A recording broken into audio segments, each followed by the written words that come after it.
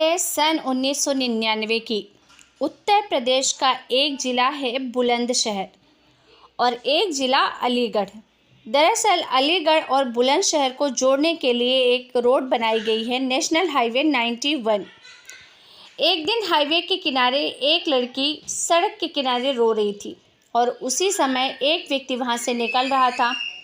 लड़की सड़क के किनारे चीख रही थी, रो रही थी और आवाज़ सुनकर उस व्यक्ति की नज़र उस लड़की पर जाती है।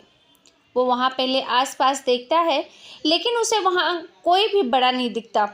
तब वो वहाँ पर जाकर उस बच्चे को गोद में उठा लेता है और ये देखने की कोशिश करता है कि आखिरकार ये लड़की आई कहाँ से, किसकी है और किसने इस लड़की को यहाँ पर फेंक दिया है। अब वो इंतज़ार करता है, काफ़ी समय बीत जाता है और जब लड़की को भूख लग रही थी और वो लड़की और ज़ोर ज़ोर से रोने लग जाती है, तो वो उस बेटी को लेकर अपने घर चला जाता है। और लड़की की उम्र अंदाज़न 2 से 4 दिन की ही रही होगी। घर जाने के बाद जब उसकी पत्नी पूछती है कि आप ये कहाँ से लाए हो, तो अपनी पत्नी को वो सारी बात बताता है। उसकी पत्नी उसके खाने पीने अर्थात कि दूध पीने का इंतज़ाम करती है, उसे दूध पिलाती है। उसके बाद रात हो जाती है, दिन निकलता है, दूसरा दिन, और महिला कहती है कि तुम जाकर वहीं पर देखो जहाँ से लड़की तुमने उठाई थी, हो सकता है उसके परिवार के लोग वापस आए हों और उस लड़की को वापस कर देना। वो व्यक्ति भी अपनी पत्नी की बात मानते हुए हाईवे के किनारे चला जाता है और वो 1-2 दिन नहीं बल्कि महीनों इंतज़ार करता है कि शायद कोई इस लड़की को ढूंढते हुए यहाँ आएगा, लेकिन वहाँ पर कोई भी लौट के नहीं आता। शायद उस लड़की से वो नफ़रत करते रहे हों, शायद वो उस लड़की को चाहते ही नहीं रहे हों। और धीरे धीरे करके वक्त गुजर जाता है और उस लड़की के बारे में बहुत ही कम लोग जानते थे कि आखिरकार ये लड़की आई कहाँ से, किस रूप में मिली। घर में और भी बच्चे पैदा होते हैं, लेकिन किसी भी बच्चे को इस बात का एहसास तक नहीं होने दिया जाता।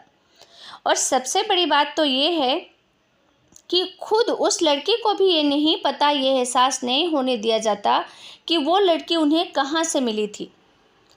और जब वो लड़की बड़ी हो जाती है, उसके एजुकेशन के साथ साथ उसकी शादी भी हो जाती है और अब वो लड़की लगभग 24 से 25 साल की है और एक अच्छी ज़िंदगी जी रही है। उस लड़की को ये नहीं पता है कि वो लड़की अपने पेरेंट्स को, जिन्हें वो अपने मम्मी पापा समझ रही है, उन्हें वो कैसे और किस हालत में मिली थी।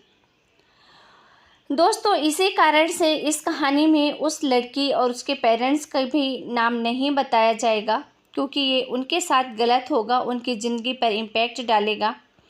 लेकिन ये बात तो तय है कि एक इंसानियत के नाते ऐसे व्यक्ति भी इस दुनिया में हैं आज भी, जो इतना बड़ा काम कर लेते हैं। आज की कहानी यही है, 2 माँओं की, और उन 2 माँओं पर उनके पति, उनके सास ससुर, उनके ससुराल वालों ने कितना अत्याचार किया था, सिर्फ इसलिए क्योंकि उनकी बेटियां पैदा हुई थी। इन दोनों माँओं की कहानी सुनने के बाद आप लोगों के रोंगटे खड़े हो जाएंगे। दोस्तों, ये एक सच्ची घटना है गुजरात प्रदेश के एक शहर अहमदाबाद की। और अहमदाबाद में ही एक इलाका है वस्त्र पहाड़ नामा। वहाँ पर उसकी शादी होती है, धूमधाम से उसकी ज़िंदगी में बहुत अच्छे दिन चल रहे थे, सब कुछ उसकी ज़िंदगी में अच्छा ही चल रहा था। उसने सोचा भी नहीं था कि इतने अच्छे सास ससुर पति सब मिल जाएंगे। 15 अगस्त साल 2001 को वो प्रेग्नेंट होती है और सबसे पहले वो प्रेग्नेंट होने की खुशी अपने पति के साथ शेयर करती है। और उस खुशी का इजहार जैसे ही उसने अपने पति से किया, पति भी खुश होता है और साथ ही साथ ये बात सास ससुर और बाकी ससुराल वालों तक भी पहुंचती है। घर में खुशी का माहौल होता है, सब के सब इंतज़ार कर रहे थे कि इस घर में एक नन्हे बच्चे की किलकारी गूंजेगी। लेकिन अचानक ही पता नहीं परिवार के दिमाग में ऐसा क्या आ जाता है, वो कहते हैं कि अमीषा, तुम्हें डॉक्टर के पास लेके चलना है। वो पूछती है कि क्यों लेकर जाना है, तो बोलते हैं कि बस यही देखना है कि बच्चा स्वस्थ है या नहीं, कोई दिक्कत तो नहीं है। वो बात मान जाती है और डॉक्टर के पास चली जाती है। डॉक्टर कहता है कि बच्चा बिल्कुल स्वस्थ है और इसका आप अच्छे से ख्याल रखिए। सब कुछ ठीक था। 2-3 दिन निकल जाते हैं, लेकिन उसके बाद फिर से उसके पति के दिमाग में पता नहीं क्या आता है और वो कहता है कि फिर से डॉक्टर के पास जाना है। अमीषा पूछती है कि डॉक्टर के पास क्यों जाना है, अभी तो चेकअप करवाया था। लेकिन वो ठीक से उसको कुछ जवाब नहीं देते और बोलते हैं बस चलना है तो चलो, चेकअप ही करवाना है। दरअसल बात ये थी कि उसके पति और उसके पूरे ससुराल वालों को लिंग पता करना था कि गर्भ में पल रहा बच्चा लड़का है या लड़की। गर्भ में इस बच्चे की जांच कराने के लिए सास, ससुर, पति सभी लोग कोशिश करते हैं और आखिरकार उन्हें सफलता इसलिए नहीं मिल पाती थी क्योंकि वो अपनी पत्नी को सही बात बता नहीं पा रहा था। लेकिन जब दूसरी बार वो डॉक्टर के पास ले गया, जाते ही उसकी पत्नी को एक इंजेक्शन दिया गया और इंजेक्शन लगते ही वो बेहोश हो जाती है। जब आँख खुलती है तो उसे अपने पेट से अपना बच्चा गायब मिलता है, यानी कि उसका गर्भपात करवा चुके थे। महिला घर आकर रोने लगती है, चिल्लाने लगती है, अपने पति से कहती है कि आखिरकार तुमने मेरे साथ ऐसा क्यों किया। उसका पति कहता है कि जो हुआ उसे भूल जाओ, तुम्हारे पेट में लड़की पल रही थी और मम्मी पापा को ये बात मंजूर नहीं थी। वो ये चाहते हैं कि तुम्हारा पहला बच्चा लड़का ही हो और इसीलिए ये सब हुआ।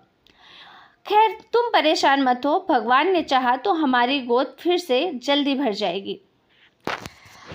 अब उसके पास कोई ऑप्शन नहीं था। अमीषा, उसने सब्र किया, उसने कहा ठीक है, मन ही मन सोचा जो हुआ सो हो गया। उसने यहाँ तक कि ये बात किसी को भी नहीं बताई, अपने माँ अपने बाप को भी नहीं, क्योंकि उसे मन ही मन ये डर था कि अगर ये बात उसके मायके तक गई तो शायद ससुराल वाले उसको घर से निकाल दें या फिर उसे छोड़ दें, फिर वो कहाँ रहेगी।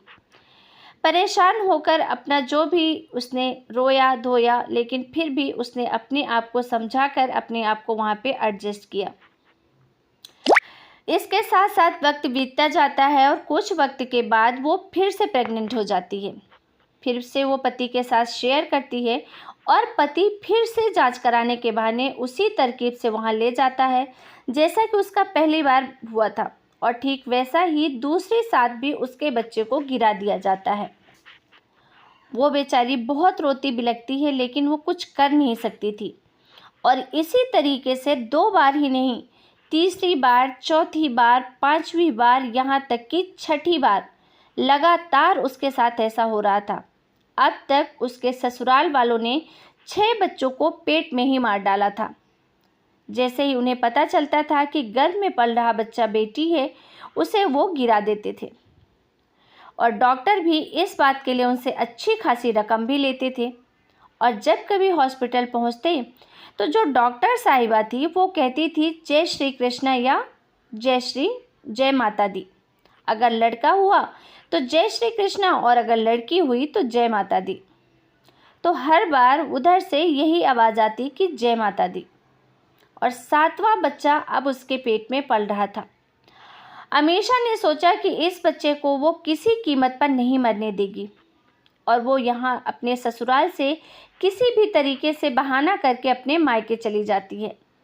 मायके जाने के बाद वो किसी न किसी बहाने से वहीं रहती है और उसके पेट में पल रहा बच्चा, उसकी 6 बेटी तो मर चुकी थी लेकिन ये 7वां उसका गर्भ कंप्लीट होता है और उसने एक स्वस्थ बच्चे को जन्म देती है। अब जब अपने मायके में रहती है, उसके मायके में एक बेटी पैदा हो जाती है और अब तक उसके साथ जो बच्चे के मरने नहीं देगी, उसने ये डिसाइड किया था। ये सब सोचकर वो बहुत खुश होती है कि मेरी बच्ची तो अब पैदा हो चुकी है, अब कोई कुछ नहीं कर सकता। अब इसके बाद उसके ससुराल वाले मायके जाते हैं, उसकी खुशबन करते हैं, उसके रिक्वेस्ट करते हैं कि जो हुआ उसे माफ़ कर दो, सब भूल जाओ और घर चलो।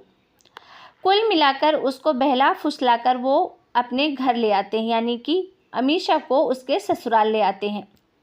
ससुराल आने के बाद उसके साथ खूब मारपीट होती है और उसका पति उसे बहुत मारता है। साथ ही साथ यही उससे कहता है कि तुम्हारी हिम्मत कैसे हुई मेरी मर्जी के खिलाफ इस बच्ची को जन्म देने की। बहुत मारता है, धक्का देता है, घर से निकाल देता है और कहा जाता है कि ये बच्ची यहीं रहेगी। अमीषा तो अपनी बच्ची के लिए ही इतना बड़ा स्टेप लेती, लेकिन उसके ससुराल वाले उसको तो घर से निकाल देते हैं, लेकिन जो बच्ची उसने पैदा की थी अपने मायके में, वो बच्ची वो अपने पास रख लेते हैं। अब अमीषा को ये लगता है कि कहीं ऐसा ना हो कि ये इस बच्ची को ही मार डालें। उसे वो घर से तो निकाल ही देते हैं। इसके बाद वो बहुत परेशान हो जाती है और उसके बाद वो एक एडवोकेट का सहारा लेती है।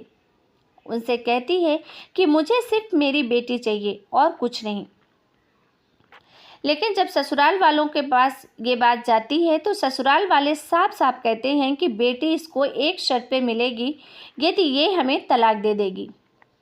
अब अमीषा के सामने कोई और ऑप्शन नहीं था। वो अपनी बेटी को उन दरिंदों के पास छोड़ना नहीं चाहती थी और इसलिए उसने अपनी बेटी को लेने के लिए तलाकनामे पर खुशी खुशी हस्ताक्षर कर देती है और वहाँ से चली जाती है।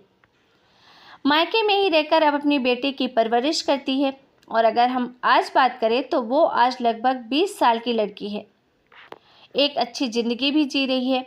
और ये कहानी आपने शायद सत्यमेव जयते में भी देखी होगी।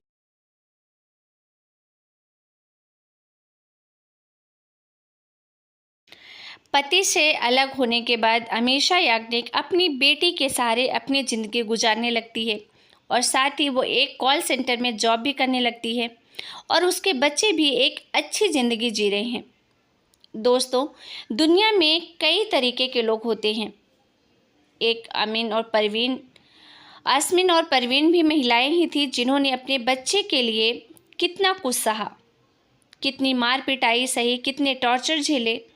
और एक वो व्यक्ति भी है जिसने हाईवे के किनारे पड़ी एक लावारिस लड़की को इतनी अच्छी ज़िंदगी दी, अपने सीने से लगाया और अपनी प्यारी बिटिया की तरह उसकी ज़िंदगी संवार दी। दोस्तों, हमारी सोसाइटी में अभी भी बहुत सारे ऐसे लोग हैं जो बेटी और बेटे के चक्कर में गर्भ में पल रहे बच्चों की जांच करवाते हैं और उसके बाद उनका गर्भपात करा देते हैं। अगर आपके आसपास भी ऐसी कोई खबर आपको मिले, आपको अंदेशा हो, तो आप ज़रूर इसकी कंप्लेन करें। दोस्तों, ज़्यादातर सुनने में ये आता है कि जो पढ़े लिखे लोग नहीं होते हैं वो ऐसा काम ज़्यादा करते हैं, लेकिन रिसर्च के मुताबिक जो लोग हाई एजुकेटेड होते हैं, हाईली मेंटेन्ड होते हैं, रिच होते हैं, वो लोग ज़्यादा ऐसा काम करते हैं। हाई सोसाइटी में रहने वाले लोग ज़्यादा ऐसे काम करते हैं। अगर ऐसा कहीं भी आपको संदिग्ध लगे तो आप पुलिस को इसकी शिकायत ज़रूर करें। आप इनके खिलाफ़ कार्रवाई करवा सकते हैं और इसमें आपको घबराने की कोई बात नहीं, क्योंकि जब आप पुलिस में शिकायत करते हैं तो इस बात को बहुत ही गुप्त रखा जाता है। किसी को भी इस बारे में ये भनक नहीं लगती है कि किस व्यक्ति ने ये इन्फॉर्मेशन दी है। तो दोस्तों, सतर्क रहें, सावधान रहें। ये कहानी सिर्फ आपकी जागरूकता के लिए बनाई गई है। किसी की भी भावनाओं को ठेस पहुंचाना हमारा बिल्कुल भी मकसद नहीं है। फिर मिलेंगे एक सच्ची नई क्राइम घटना के साथ। तब तक के लिए आप सभी को बहुत बहुत धन्यवाद। अपना और अपने घर परिवार का ध्यान रखें। जय हिंद, जय भारत।